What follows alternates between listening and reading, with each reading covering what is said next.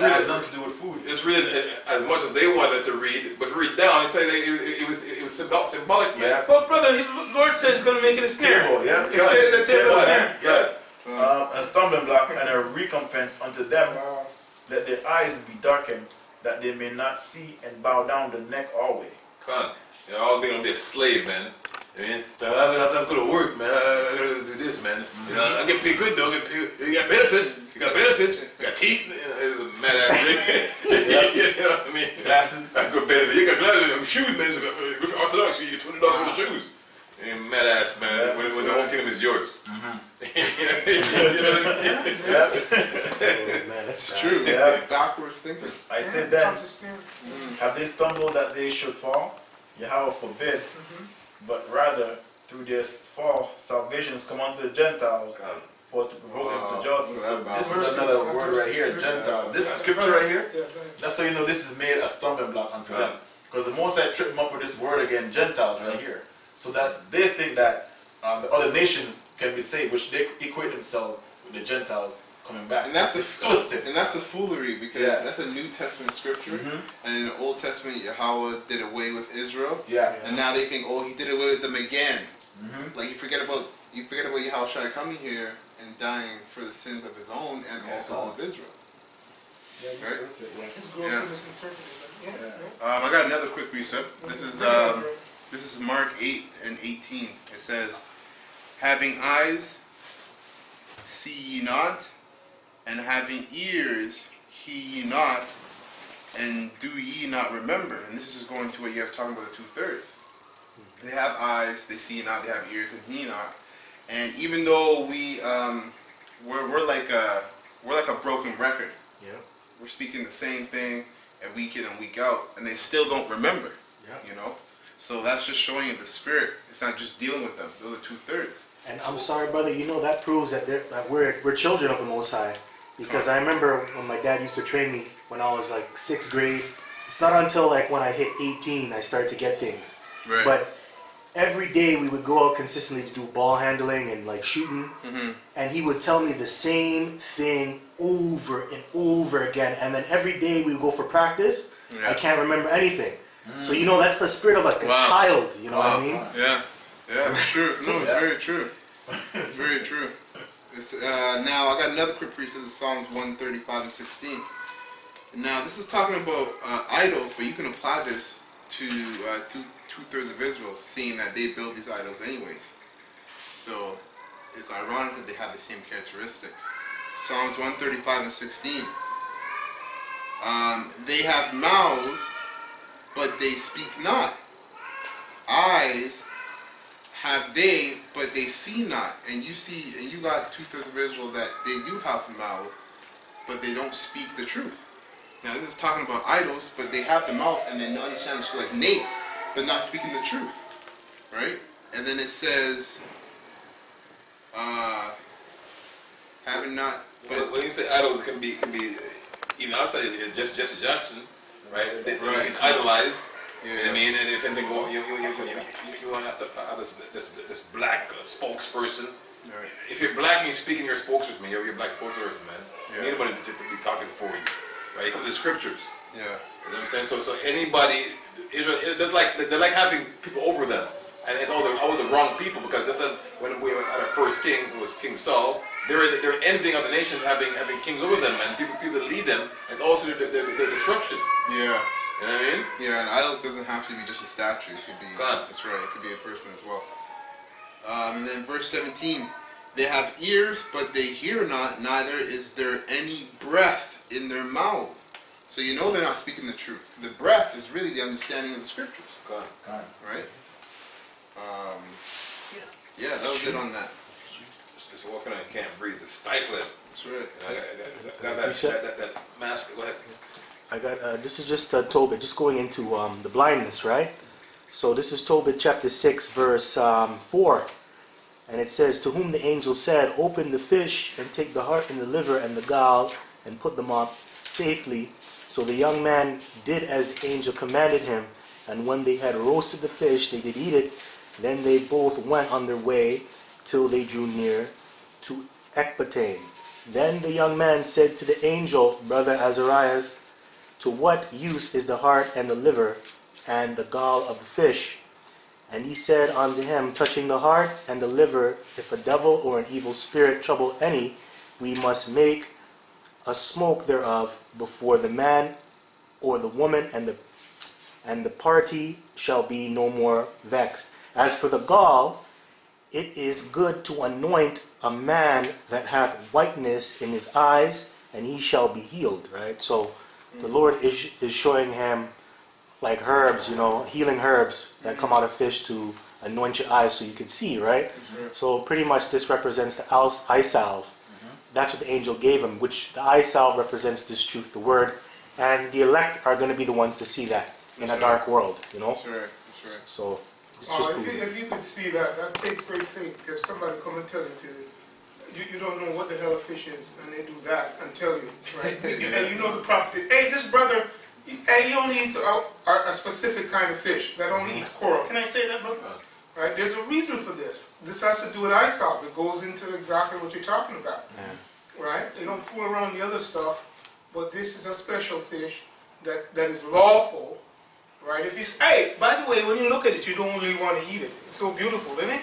And all the rainbow colors. I don't eat coral.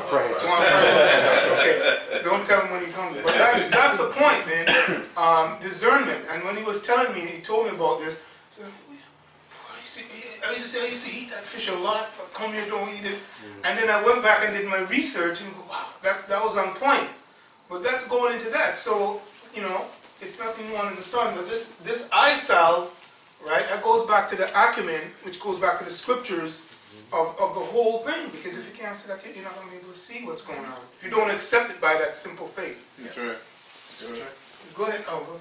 Back you up the bar. okay. This the spiritual. You were talking about the physical eye salve with that fish, right? Because this is we're all in a dark world. Only the elect and the men that's following out about Shemashai will be able to see through this darkness, right? It says here, Isaiah 60. The point is in 2.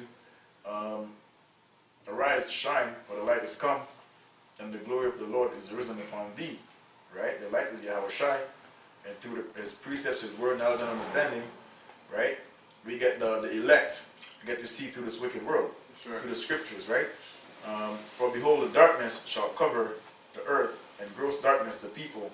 But the Lord shall arise upon thee, and his glory shall be seen upon thee. That's the reason why the brothers who's pushing this work and sincerity and truth all across the world, they have a different spirit on them, right? They stand out, right? In the dark world, they're like pretty much they're seen wherever they go, right? Because of that countenance. Yes, the beacon of light to water, right? Sure. You want me to go back to Genesis? Still No, reading that was done. or I was hoping that if brothers don't have anything, we're going to go into spiritual powers, Okay, fine. right, in the scripture. All right. If somebody could get me 1 Chronicles chapter 1, Okay. right? It might be around the 7th verse. This is Solomon because Solomon was loaded. There's a reason for it, but he did something there, and it's an identifying mark, and then we can go into some of the other scriptures. You said First Chronicles? Yeah, I think it's 1 Chronicles chapter 1. Just read, there's a point where he offered a sacrifice. Sacrifices. Okay, I have it. Yeah, go ahead. Just read. Right? Okay, so this is Spiritual powers, that's what we have. the first book of Chronicles, chapter 1, verse 1. Is that what you want? Yeah. Okay, so Adam, Sheth, Enosh, Canaan, Malaleah, Jared, Henoch, Methuselah, Lamech, Noah, Shem, Ham, and Japheth, the sons of Japheth, Gomer, and Magog. You want me to read the whole lineage? Actually, you know what? Go down to the precept that I'm looking for is this, when Solomon offered the sacrifice. You know what? Let me just, while you're doing that, let me get you this.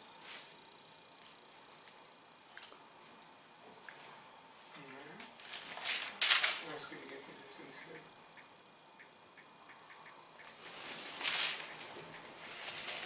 Precept in the meantime. Yeah. Psalms, you got something? Yeah, you go ahead. No, you go ahead. I'm still reading through it. Yeah. This is Psalm 144. Blessed be Yahweh, my strength, which teaches my hands to war and my fingers to fight.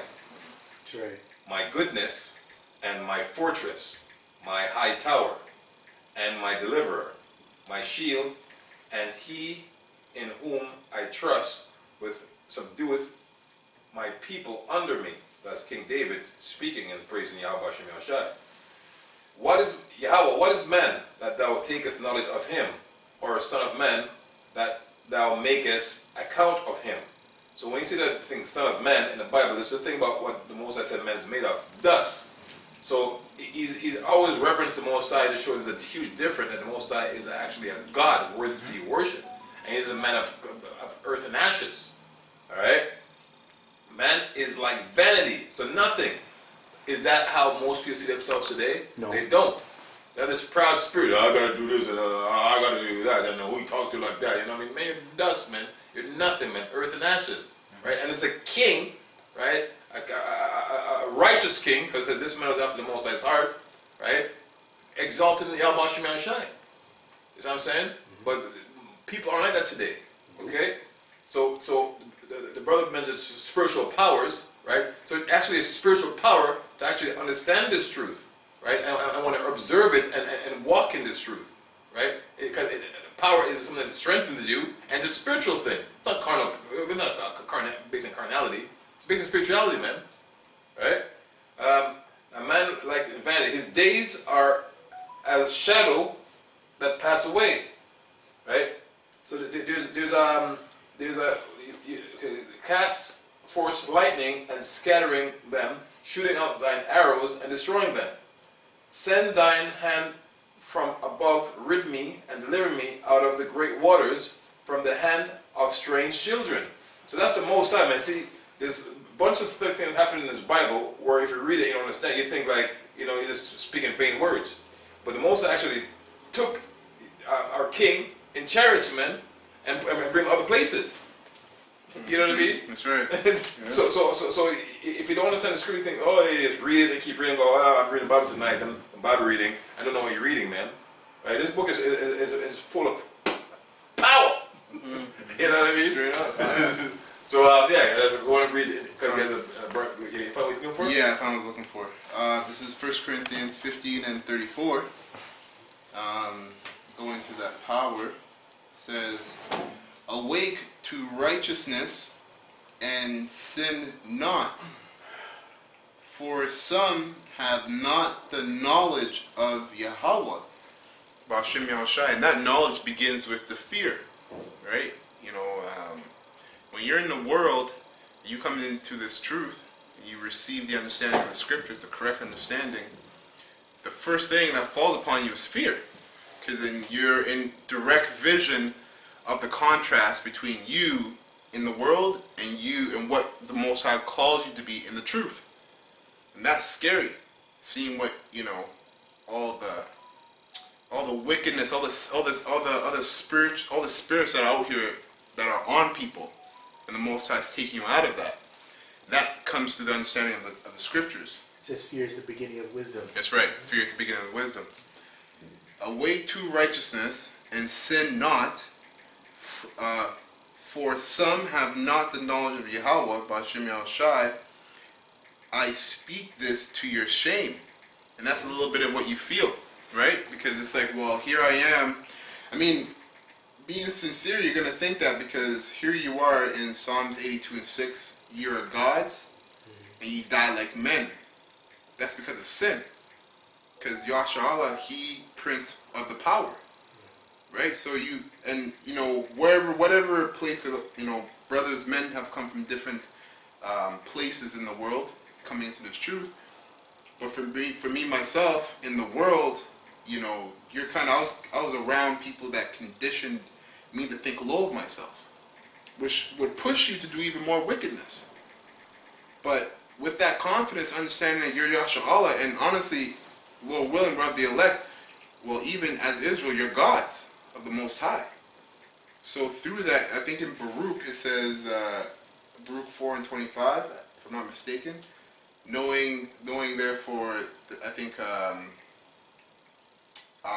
kind of forgot how it goes, but it says, now that you're in the truth and you know, you should seek him 10 times more. Right? Or something like that. But yeah, that was it on that. I have a precept here. Come on. This is what spiritual powers, right? Because that's what we want to go into a little. It says here, this is Judges chapter 15, and I'll start at 15. And he found a new jawbone of an ass, and put forth his hand, and took it, and slew 1,000 men therewith. And Samson said, with the jawbone of an ass, heaps upon heaps, with the jaw of an ass have I slain 1,000 men. That's right. Right? It's a spiritual power, man, that he got. He used the jaw of a donkey. And he didn't use a sword. That's right. That's bone. That's what he used. Yeah. Right? So He didn't have no weapon, no gun, anything like that. But that's the spiritual powers. That's right. Yeah. Yeah, that's all I have. This is Psalms 18, verse 33. He maketh my feet like hinds' feet. Right? So just think how strong the feet of a hind is, like a deer, and quick and fast, and how it can jump. That's right. You know what I mean? Because that's a spiritual power. They have the strength of animals, man. Like, you try and trip an animal, as simply as a deer is, it is walking by eating the grass, whatever, corner and see what happens. See if you have to run, man. Right? So King David is saying, he maketh my feet like hinds' feet, and setteth me up on a high place. So he was going to jump, man. You say about, what's it called, with that homosexual, what's his name, Fresh Prince there, the guy when he's he's a superhero. What's his name? Oh, Hancock. Right. You see how he just jump and just go places, or even that Incredible Hulk. Like that's how he travels. He just jumps, man, and go different places, man. That's what they get from the scriptures, right? Verse 34. He teaches my hands to war, so that a bow of steel is broken in mine arms. Now tell me what brother would like that, man, to be in battle, and somebody swinging an axe, whatever, and he just